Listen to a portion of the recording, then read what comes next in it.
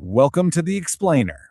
Today, we're taking a really objective, analytical look at a fascinating and honestly rapidly growing online movement. Across all these different corners of the internet, there's a highly vocal, incredibly organized push demanding a return to strict, patriarchal gender roles. But you know what makes this trend so captivating to study? It's not just coming from one single demographic. Actually, it's coming from very different places. So we're going to look directly at the source material to understand exactly what's being argued, how they're justifying it, and what it tells us about the current digital culture wars. Here is our roadmap for today. First, the push for submission. Second, the biblical argument. Third, the red pill perspective. Fourth, AI as the catalyst. And finally, the traditionalist worldview. Okay, let's dive into this. Part 1, the push for submission. If you spend any time observing online discourse regarding gender, you've definitely noticed a severe pushback against modern egalitarianism. And we're not just talking about a general nostalgic yearning for the 1950s here. It's a very specific ideological demand for female submission. To really understand this, we are examining two vastly different sources. On one side, we have a creator from a channel focused entirely on biblical marriages, relying on religious fundamentalism and scripture to argue for theological hierarchy. But then, on the total opposite end of the spectrum, we have a secular creator relying on evolutionary psychology and technological determinism. Two totally different starting points, right? But as you'll see, they're aiming for the exact same destination. Section 2, the biblical argument. So our first source approaches marriage through a strictly literal interpretation of biblical texts, really setting the stage for an unyielding theological breakdown of gender dynamics. He explicitly rejects the modern progressive Christian concept of mutual submission. In egalitarian marriages, couples view themselves as equal partners, right? Well, this source argues that obey has unfairly become a dirty word. They make this direct business comparison, saying that a company with two equal CEOs is just destined for complete chaos because nobody has veto power. For him, a marriage without a strict top-down hierarchy is, at its core, fundamentally dysfunctional. To back this up, a linguistic argument is presented pointing straight to Ephesians 5:33, where modern Bibles often tell wives to respect their husbands. But diving into the Greek lexicon, the source highlights the word phobeo. The argument here is that respect is just way too soft of a translation, and that the text literally demands reverential obedience, or honestly, quite literally, fear. A wife's duty in this specific view isn't bound by a partnership agreement. It is bound by complete, unquestioning deference to authority.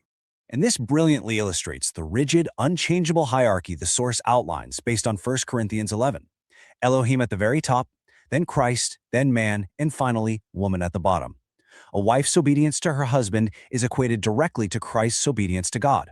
In this worldview, stepping out of this rank isn't just, a simple marital disagreement. It is framed as a direct violation of divine order.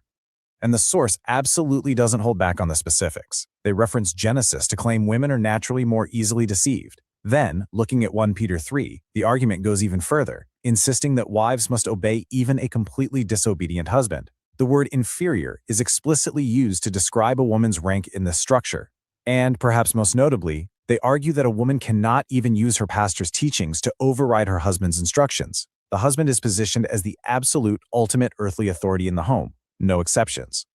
So that is the deeply theological approach to enforcing patriarchy. But we all know society as a whole is becoming way more secular. So what forces does the non-religious internet believe will enforce this hierarchy? I mean, what happens when you remove the Bible entirely from the equation? Which brings us to section 3. The red pill perspective. Now, what's really interesting about this slide is the colorful, highly aggressive language this secular creator uses to mock modern independent women. Shifting our focus entirely into the secular red pill space, women are routinely dismissed as Gen Z boss babes, holding what the creator refers to as glorified email jobs. It's a very calculated rhetorical tactic. It's designed to strip away the prestige of modern corporate independence, framing the whole thing as a shallow, comedic delusion rather than any sort of genuine societal advancement. This secular source paints an incredibly bleak psychological profile. Modern independent women, according to this view, are just dominated by negative emotion and anxiety. Far from being empowered, they're portrayed as completely delusional about their actual societal contributions, believing feminism has basically handed them a fake sense of empowerment. Ultimately, the argument suggests that despite their fancy corporate titles and financial independence, ignoring basic biology leaves these women deeply lonely and fundamentally unfulfilled. Moving to Section 4, AI as the catalyst. But you see, this secular creator doesn't just complain about the modern world. He introduces a highly unique, honestly kind of sci-fi thesis regarding exactly how traditional gender roles will be enforced in the near future. His core argument is that artificial intelligence is the definitive tool that will end female corporate independence. The assertion here is that without a single protest, without a single legislative change, AI is quietly going to restructure society, pushing women out of the workforce and straight back into the home. It sets up a stark contrast. The roles heavily populated by women, what are called feelings jobs, administrative babysitting, paralegals, and diversity roles, are framed as exactly the inefficiencies AI will naturally eradicate. With those glorified email jobs entirely wiped out, the argument is that women will be forced right back into the roles AI simply cannot do: domestic labor, child-rearing, nursing, and teaching. Here, AI is viewed not just as a piece of software, but as a cold, calculating enforcer of patriarchy.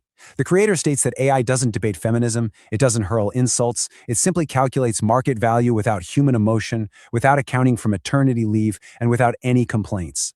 In this view, the machine is doing the hard work of humbling modern women, a job it's claimed modern men have just been too weak and cowardly to do themselves. And finally, Section 5, the traditionalist worldview. Let's pull back for a second and look at the big picture. So the crucial point is how perfectly these two totally distinct internet echo chambers converge. The theological traditionalists argue from ancient scripture, demanding a restoration of divine hierarchy where wives fear and obey their husbands to please God. Meanwhile, the secular traditionalists argue from a place of technological determinism, believing AI and biology are going to ruthlessly crush modern independence, forcing women back into submission. It's different blueprints, but the exact same building. Both subcultures fundamentally reject the modern concept of an independent, egalitarian woman.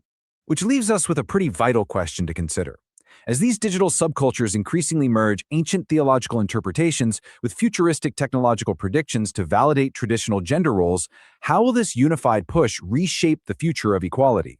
When completely different corners of the internet converge on the exact same patriarchal worldview, it's no longer just a fringe complaint. It's becoming a cultural force. Thank you so much for joining me for this explainer. Keep observing, keep questioning, and keep learning.